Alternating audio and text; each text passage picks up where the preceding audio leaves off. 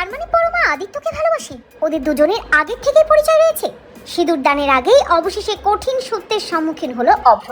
হ্যাঁ বন্ধুরা, আমরা এমনটাই দেখতে পাবো অনুরাগী ছ ধারাবাহিকের আগামী পর্বগুলোতে।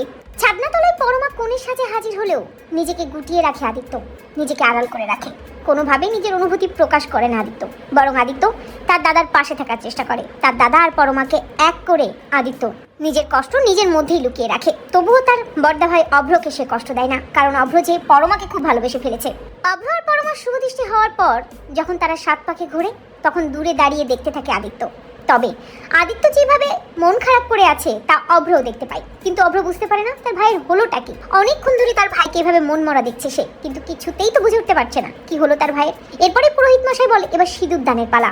অভ্র যখনই সিঁদুরের গোটা হাতে তুলে নেয় সিঁদুর পরানোর জন্য, তখনই পরমার চোখ দিয়ে টপ টপ করে জল পড়ে। আর পরমা আদিত্যর দিকে তাকিয়ে থাকে এবং হঠাৎই পরমা পুরনো কথা ভাবতে ভাবতেই অসুস্থ হয়ে পড়ে। পরমার মাথাটা ঘুরে যায়। পরমার মা ছুটে এসে পরমাকে বলে, পরমা কি হয়েছে তোর মা, তুই ঠিক আছিস তো? অভ্র বুঝতে পারে না কি হলো পরমার। আদিত্য ওখান থেকে সরে যায়। পরমার মা পুরোহিত মশাইকে বলে, পুরোহিত মশাই আমার মনে হয় ও অসুস্থ হয়ে পড়েছে, আমি ওকে একটু ঘরে নিয়ে যাচ্ছি, সুস্থ করে আবার নিয়ে আসছি। সারাদিন উপোস আছে তো। আদিত্যর মাও বলে, হ্যাঁ পরমা সারাদিন উপোস করে রয়েছে, এই জন্যই হয়তো মাথাটা ঘুরে গেছে, একটু সুস্থ হলেই তারপর সিঁদুর দানটা হবে।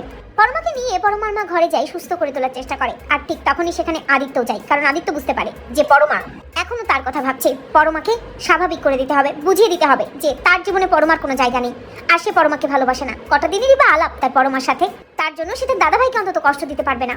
পরমা যেন বিয়ের মণ্ডপে আর কোনো সিন ক্রিয়েট না করে, এটা বলার জন্যই আদিত্য পরমার ঘরে আসে। পরমার মা ওখান থেকে বেরিয়ে যায়, আর পরমা আদিত্যকে দেখে চোখের জল ফেলে। তবে আদিত্য পরমাকে বলে, পরমা তুমি নিজের ইচ্ছাতেই বিয়ে পিড়িতে বসেছো, আমি তোমাকে আমার মনের কথা জানিয়ে দিয়েছি, আমি তোমাকে বুঝিয়ে দিয়েছি যে আমার জীবনে আমার ভালোবাসার মানুষের জায়গা কখনোই তোমার জন্য না। আমি শুধু তোমার বন্ধু, তোমার জীবনে আমার আর কোনো অধিকার নেই। তুমি সব কিছু বুঝে শুনেই আমার দাদাভাইকে মেনে নিয়েছো, আর এখন সিঁদুর দানের আগেই তুমি অসুস্থ হয়ে পড়লে। তুমি সব কেন করছো পরমা? ঠিক তখনই সেখানে অভ্র আসে পরমার কি হয়েছে দেখার জন্য। আর অভ্র দরজায় দাঁড়িয়ে পরমা আর আদিত্যর সব কথা শুনতে পায় এবং অভ্র চমকে যায় এটা জানতে পেরে যে পরমা অন্য কেউ নয়, তার ভাইয়েরই ভালোবাসার মা। তার ভাইয়ের সাথে আগেই তার পরিচয় ছিল, একটা প্রেমের সম্পর্কও ছিল। তো বন্ধুরা, তোমরা এটা চাও তো যে এভাবেই যেন অভ্র সব সত্যি জানতে পারে? কমেন্ট করে জানাতে ভুলো না। চৌধুরী বাড়িতে বরের বেশে সেজে বিয়ে করতে যাওয়ার জন্য রেডি হয়ে যায় অভ্র, এবং অভ্র যখনই বের হতে যাবে তখনই ছোট কাম্মা অর্থাৎ আদিত্যর মা এসে বলে, আমি রেডি, চল আমরা এবার বেরিয়ে পড়ি।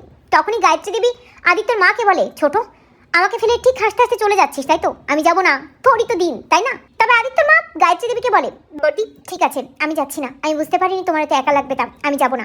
আদিত্য তার বড় মাকে বলে, ঠিক আছে বড় মা আমি থেকে যাচ্ছি, মা যাক। অভ্র আদিত্যকে এসে বলে, কেন রে ভাই তুই বারবার কেন থেকে যেতে চাইছিস? আমার বিয়েতে কেন তুই থাকতে চাইছিস না? তুই ছাড়া আমি বিয়েটা করবো কি করে? তোকে যেতেই হবে। আদিত্য না করতে পারে না। যখনই অভ্র বের হতে যাবে তখনই গায়ত্রী দেবী অভ্রকে বলে, অভ্র অনেক নিয়ম কানুন আছে, সেগুলো পালন করতে হবে। সবার আগে মাকে বলো যে তোমার জন্য দাসী আনতে যাচ্ছি। কিন্তু কিছুতেই অভ্র এই কথা বলে না। অভ্র তার মাকে বলে, মা কেন এই কথা বলবো? আমি তো দাসী আনতে যাচ্ছি না, আমি তোমার ছেলের বউ আনতে যাচ্ছি, তোমার মেয়ে আনতে যাচ্ছি, তোমার বৌমা আনতে যাচ্ছি। আর রইল দাসীর কথা, আমি তো আছি, সারা জীবন তোমার কৃতদাস হয়ে থাকবো। ঠিক তখনই গায়ত্রী দেবী অভ্রকে কথা শুনিয়ে বলে, হ্যাঁ আজ মায়ের কৃতদাস হয়ে থাকবি, কাল বউয়ের কৃতদাস হবি। তবে অভ্র বিষয়টা একেবারেই ঘুরিয়ে নেয়, মাকে কোনোভাবেই চটায় না। বিয়ে করতে যাওয়ার জন্য অভ্র বেরিয়ে পড়ে, সাথে আদিত্যও যায়। সবাই মিলে হই হুল্লোড় করতে করতে বেরিয়ে যায়। অন্যদিকে দেখা যায় যে সুন্দরের সাথে ভিডিও কলে কথা বলতে বলতে ওই ডেরার দিকেই যেতে থাকে সুদীপা। তবে সুদীপা রাস্তা দিয়ে যেতে যেতে সুদীপার একটা ছেলের সাথে দেখা হয় এবং সে সুদীপাকে বলে সুদীপা এদিকে কোথায় যাচ্ছে, কিন্তু সুদীপা কোনো উত্তর দেয় না। সুদীপা চালাকি করে নিজের চুড়িগুলো এবং কানের দুল রাস্তা দিয়ে ফেলতে চায়, যাতে কেউ তার খোঁজ করলে তাকে সহজেই খুঁজে পেতে পারে। এবং ওই ছেলেটি বাড়ি চলে যায়। সুদীপার পিসি যখন সুদীপাকে খুঁজতে থাকে তখন সুদীপার পিসিকে গিয়ে ছেলেটি বলে যে রাস্তা দিয়ে সুদীপা উদ্গ্রীব হয়ে কোথায় যেন যাচ্ছে, তবে কিচ্ছুটি বলল না। সুদীপার পিসি সুদীপাকে ফোন করে, কিন্তু ফোনটা সুদীপা কেটে দেয়। সুদীপার পিসি আরো আপসেট হয়ে যায় এবং ভাবতে থাকে কোথায় গেল ওরা, বাবা মেয়ে দুজনেই কি বিপদে পড়লো, এখন আমি কি করব, কিভাবে ওদেরকে খুঁজবো, কোথায় পাবো ওদেরকে। অন্যদিকে দেখা যায় যে বর সেজেই পরমাদের বাড়িতে হাজির হয়ে যায় অভ্র। অভ্রকে বরণ করে নেয় পরমার মা। পরমাকে দেখার জন্য উদ্গ্রীব হয়ে থাকে অভ্র, ভেতরে ঢুকে যায় অভ্র। তবে আদিত্যর খুব আপসেট লাগে, ভাবতে থাকে যে কি সব হচ্ছে আজ, কিন্তু তাকে মন শক্ত করতে হবে। পরমার সাথে তার দাদার বিয়ে হতে যাচ্ছে, আর আজকে তাকে মন শক্ত করেই সবটা দেখতে হবে, তার দাদার পাশে থাকতে হবে। আদিত্য যে খুব মন খারাপ আদিত্যের মা সেটা দেখতে পায়, এমনকি অভ্রও দেখতে পায়। ভাবতে থাকে কি হয়েছে ভাইয়ের, কেন ভাই এরকম আপসেট হয়ে যাচ্ছে, বিয়েটা হয়ে যাক, ভাইয়ের সাথে কথা বলবো।